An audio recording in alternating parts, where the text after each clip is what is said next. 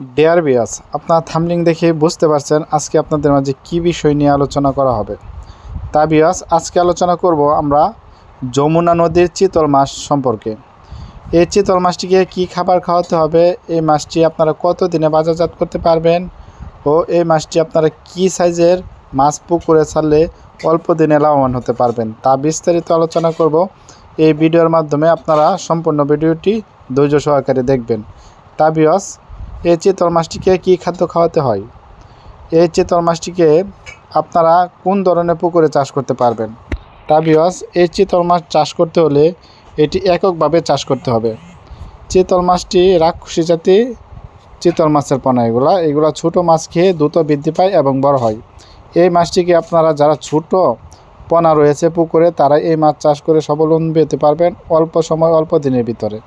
তা ভিউয়ার্স, যারা অরিজিনাল চিতল মাছের পোনা খুঁজছেন, যমুনা নদীর চিতল মাছের পোনা চাষ করতে আগ্রহী, তারা অবশ্যই আমাদের কাছ থেকে যমুনা নদীর চিতল মাছের পোনা সংগ্রহ করতে পারবেন একদম সীমিত প্রাইজে।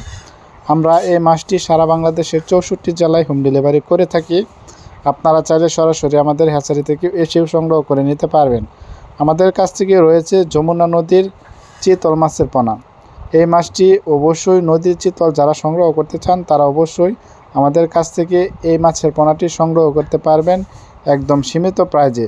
চিতল মাছ বাজারে ভালো মানের চাহিদা ও দাম রয়েছে। এই মাছটি আপনারা কতদিন চাষ করে কতটুকু ওজন আনতে পারবেন, এটি আপনারা যদি এক বছর চাষ করেন তাহলে এটি 4 থেকে 5 কেজি ওজন আসবে। তা ভিউয়ার্স, যারা অরিজিনাল চিতল মাছের পোনা নদীর চিতল মাছের পোনা ক্রয় করতে চান তারা অবশ্যই আমাদের স্ক্রিনে দেওয়া নাম্বারে যোগাযোগ করতে পারেন।